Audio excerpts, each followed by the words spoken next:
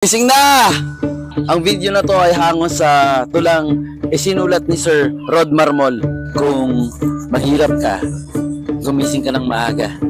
Sa araw na to, kailangan natin mag-commute dahil nasira yung motor natin. Umalis tayo ng 4:30 sa bahay. Nakarating tayo dito sa kakalagpas lang namin ng bayan ng Baliches. 5:39 na.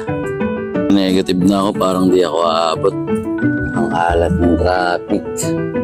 6:38 na nung makarating ako ng Muñoz.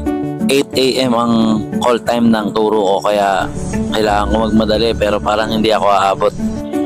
7:29, nandito na ako sa Ayala.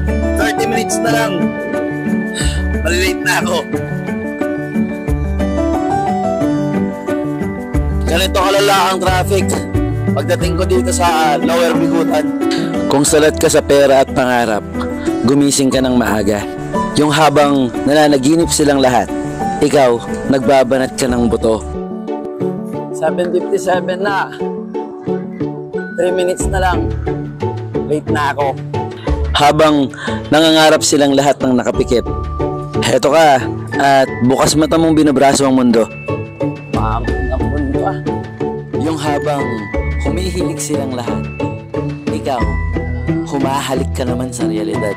Kilos dito, tumbling doon, gagawin lahat mga kahig lang.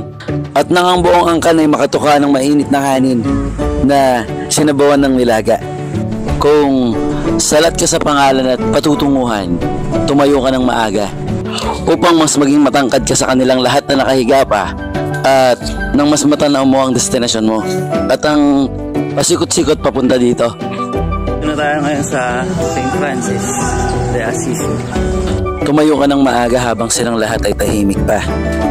Para nang sa ganon, mas madinig ang boses mo. Habang sila ay nakasinong pa sa kumot na maikli, nagpapamalaktot. Kaya, gising na! Pagkatapos naman ng buhay, matutulog din tayong lahat. Kaya habang humihinga, bigain natin ang bawat segundo na makagawa ng mga makabuluhang bagay sa mundong to. Kaya gising na, hindi bali ng mapuyat. Huwag lang mangayayat sa gutom sa tiyan at sa kaluluwa. Yeah. Magkano kaya special papuntang St. Francis? Ilan kayo? Ako lang. Late na ako eh. Di ba ako sandaan? Sige, diretso na.